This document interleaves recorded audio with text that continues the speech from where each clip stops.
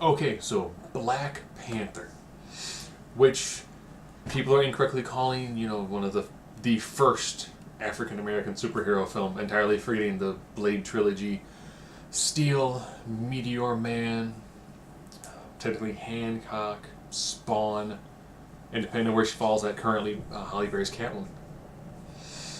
So, do you need to see other Marvel films to enjoy this one? As long as you understand who the Winter Soldier is a little bit and what happened in Civil War. You didn't see Civil War? Okay. A guy named the Winter Soldier is a brainwashed friend of Captain America.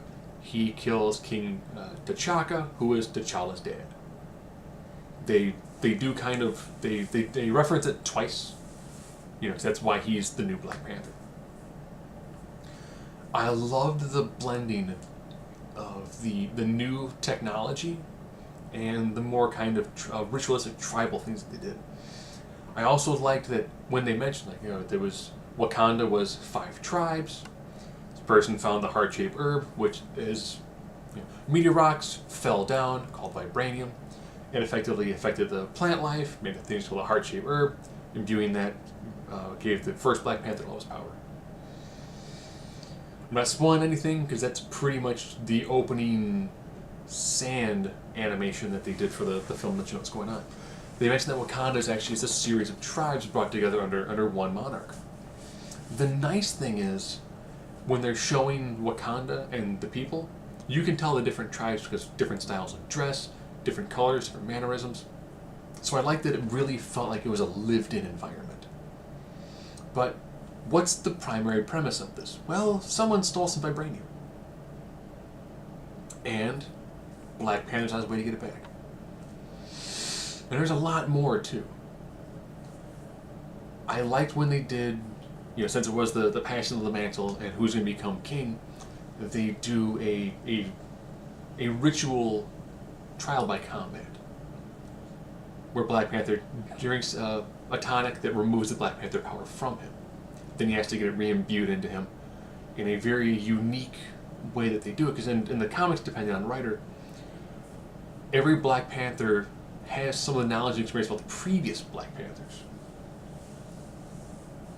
Okay.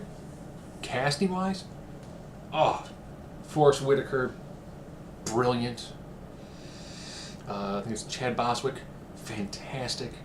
A bunch of other people that I'm not going to try to pronounce them. Angela Bassett is always fantastic. Michael B. Jordan as Eric Killmonger, fantastic. Absolutely fantastic.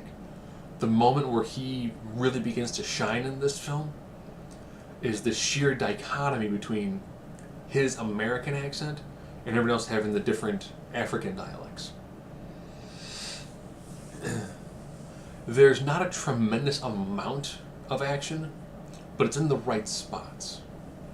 They do a really great car chase sequence in South Korea, which was that was beautiful.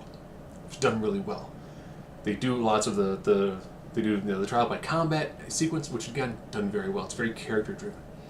I liked how they built up more of the backstory of Black Panther, and I think this is one of the few times they actually spent a lot of time building up a villain.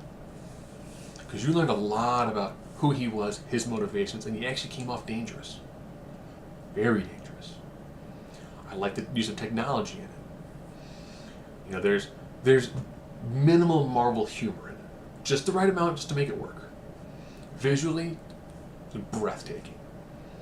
I do like that when they gave him an upgraded Black Panther suit, it's the black with some of the silver accents to it, but it also gets the purple highlights to it, which makes for some of the fights be really intense and visual. Because all of a sudden you'll see people in different colors fighting.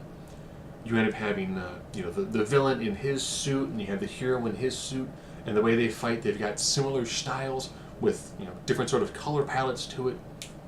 Very, very well done visually. And let's be honest, if you're watching this review, you've probably already seen the movie. It's definitely worth watching. It's got a nice amount of morals to it. I like the story that it went with. And overall, a very good film.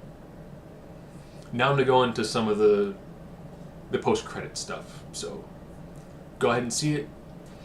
I might do another video about all of the politics that have led into this, and I don't want to ruin this video with that. So 5, 4, 3, 2, 1. Okay. If you thought the main villain was Ulysses Claw, he's not. He's pretty much a go-between. He's brought in because he's the person who's stealing the vibranium and trying to sell it. He's freed by Eric Killmonger, who effectively kills him because Eric Killmonger, guess what, is actually Wakanda.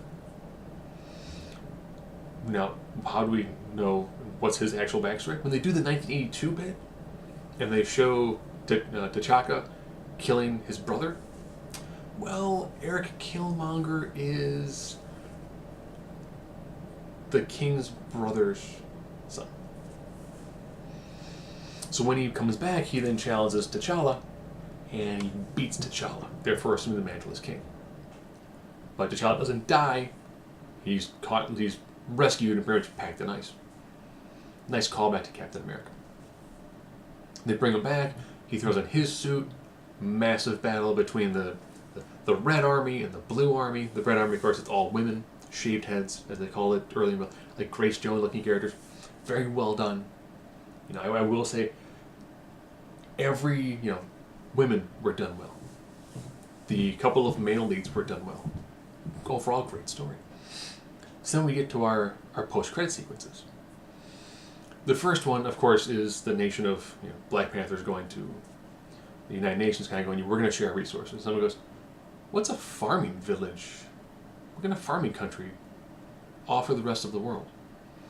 Why? Well, they had all this technology, and they kind of decided to encase themselves in a cloaking field. So as the rest of the world, they showed us in the beginning, it's like, oh, World War I. Yeah, we're developing our technology and just keeping people safe. World War II, same thing. So they became this technologically advanced superpower and decided to hide all of their equipment from the rest of the world. Okay. So we're probably going to see in Infinity War, which I've already shown in some of the commercials, probably them really releasing, we've got weapons that go through metal detectors and are sonic based. They'll probably use that to help battle the Ebony Maw and all those people and all the random creatures that we're going to see Thanos throw at Earth. Now time for the second one. If you want to sit through like the 10 minutes of credits. A guy comes walking out of a hut. He's got one arm. Someone behind me went, hey, it's Jesus. No. It's Winter Soldier. It's Bucky Barnes. Bucky Barnes is being taken care of in Wakanda. So now all of a sudden you know why Captain America is in Wakanda for Infinity War. And I was like, good. I like the direction they took with, this was the man who killed my father. I fought against Captain America to try to acquire this guy during the Civil War. Now T'Challa's like, yeah, you know what, I think I understand more of this. I understand more about forgiveness, a lot of these other attributes that he didn't fully understand earlier in his film franchise time. So it'll be a unique scene exactly how he fully plays it, and if they give him a vibranium arm.